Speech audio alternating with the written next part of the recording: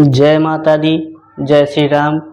आप समस्त दर्शकों को पावन नवरात्रि की हार्दिक शुभकामनाएं और माता रानी की कृपा आप लोगों के ऊपर बनी रहे। इसी कामना के साथ आज हम एक विशेष जानकारी लेकर के आप लोगों के लिए आए हुए हैं। यानी नवरात्रि में बहुत से लोग संदेह में रहते हैं कि नवरात्रि में बाल कब धुलना चाहिए और बाल धुलना चाहिए या नहीं धुलना चाहिए, कपड़े धुलना चाहिए या नहीं धुले जाते हैं, श्रृंगार करना चाहिए या नहीं करना चाहिए और श्रृंगार पूजन कब करना चाहिए, घर में कड़ाही चढ़ना चाहिए या नहीं चढ़ना चाहिए, सुहाग कब लेना चाहिए। इन सभी जानकारी को आप लोगों के बीच में शेयर करने के लिए आज हम आए हुए हैं, क्योंकि समाज में बहुत सी भ्रांतियां फैली हुई हैं, बहुत सी लोक रीतियाँ हैं जो एक दूसरे के बताए के अनुसार लोग उल्टा सीधा करने लगते हैं। तो आप लोगों को सबसे पहली बात है कि बाल कब धुलना है।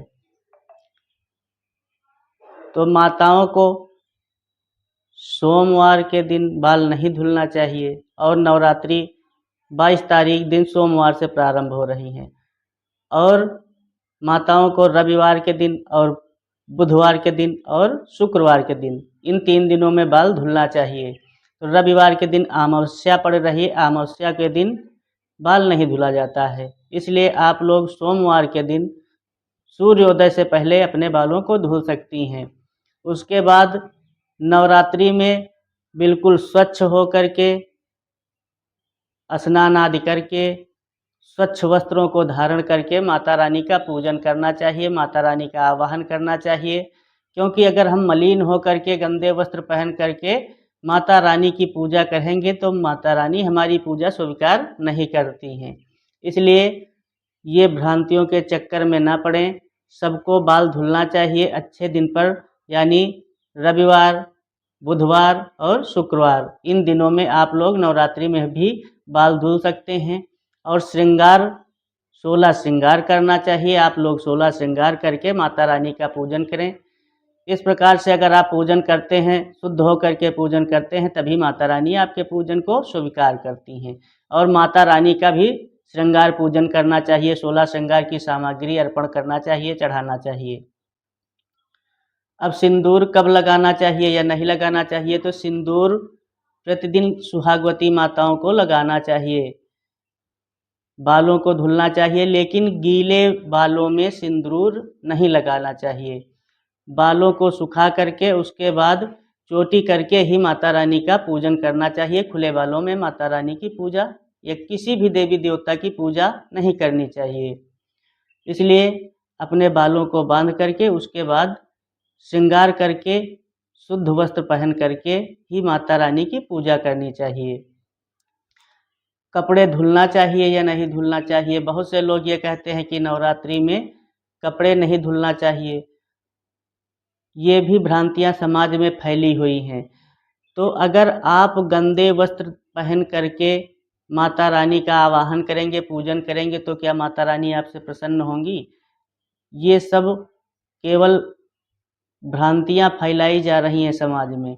ऐसा कुछ नहीं। आप लोगों को बिल्कुल स्वच्छ वस्त्र पहन करके और शुद्ध हो करके ही माता रानी का पूजन करना है। वस्त्रों को भी धुलना चाहिए। कपड़े आप किसी भी दिन धुल सकते हैं। बृहस्पतिवार के दिन कपड़े नहीं धुले जाते हैं, उस दिन ना धुलें, बाकी आप वस्त्रों को हमेशा धुल सकते हैं। बहुत जगह की ये लोक रीतियाँ हैं। बहुत से लोग कहते हैं कि हमारे यहाँ कड़ाही यानी नवरात्र में नहीं चढ़ाई जाती है, केवल अष्टमी नवमी के दिन कड़ाही चढ़ती है, उसके पहले हम लोग रूखा सूखा खाते हैं। तो अगर आप रूखा सूखा खा रहे हैं तो माता रानी का भोग भी क्या अच्छे से लगाएंगे। आपको कड़ाही चढ़ाना चाहिए, अच्छे अच्छे पकवान बना करके माता रानी का भोग लगाना चाहिए, क्योंकि व्रत तो आप रख रहे हैं। माता रानी की सेवा करने के लिए अच्छे अच्छे पकवान बनाना चाहिए, अच्छे अच्छे पकवान से भोग लगाना चाहिए, मालपुआ आदि बनाना चाहिए और उससे माता रानी का बदल बदल के भोग लगाना चाहिए। लेकिन उस लगाए हुए भोग को अगर अन्न का भोग आप माता रानी को लगाए हैं तो और आप 9 दिन का व्रत धारण किए हैं तो आपको उसको ग्रहण नहीं करना है, आपको नहीं खाना है, वो केवल आपको भोग लगाना है। और सुहाग कब लेना चाहिए? तो माता रानी हमारे घर में 9 रूपों में आती हैं और 9 रूपों में माता रानी का पूजन किया जाता है।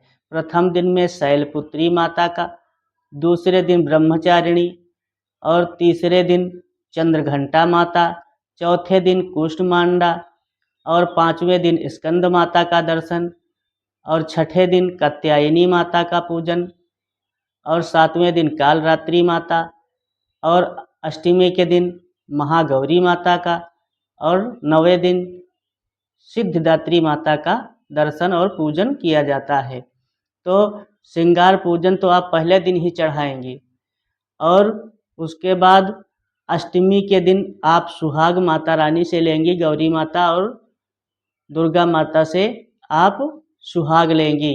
अष्टमी के दिन वैसे तो नित्य आपको सुहाग ले करके पूजन करना यानी 16 श्रृंगार करके ही आपको पूजन करना है, लेकिन माता गौरी से जो सुहाग लिया जाता है तो वो आपको अष्टमी के दिन लेना चाहिए और अपने अटल सुहाग की कामना माता रानी से करनी चाहिए। लेकिन जैसे आप श्रृंगार पूजन पहले दिन करती हैं और अष्टमी के दिन आपको सुहाग लेना रहता है, अष्टमी के दिन का सुहाग बहुत उत्तम माना जाता है, महागौरी माता का पूजन होता है और उनसे सुहाग लिया जाता है। उस दिन भी आप लोगों को कुछ सुहाग की सामग्री अवश्य चढ़ाना चाहिए, चाहे सिंदूर है, बिंदी है, चूड़ी है, जो भी आपको दोबारा फिर से अर्पण करना चाहिए। साथ में एक नारियल और उसमें कोई चुनरी या कलावा लपेट करके माता रानी को अर्पण करना चाहिए। उसके बाद आपको सुहाग लेना चाहिए और अपने अटल सुहाग की कामना माता रानी से करनी चाहिए। इस प्रकार से आप लोगों को 9 दिन का नवरात्रि का व्रत पूर्ण करना चाहिए। किसी के बहकाई हुई बातों में ना पड़ करके आपको बिल्कुल स्वच्छ हो करके अपने घर को स्वच्छ रख करके घर में पोछा आदि लगा करके घर बिल्कुल स्वच्छ रहना चाहिए और उसके बाद घर में पोछा भी लगाना चाहिए। घर को बिल्कुल स्वच्छ रखें, स्वयं भी स्वच्छ रखें, वस्त्रों को भी स्वच्छ रख करके माता रानी की पूजा करनी चाहिए। तो आप लोगों को जानकारी कैसी लगी? अगर आप लोगों को जानकारी अच्छी लगी तो हमारे वीडियो को लाइक और चैनल को सब्सक्राइब ज़रूर करें। जय माता दी।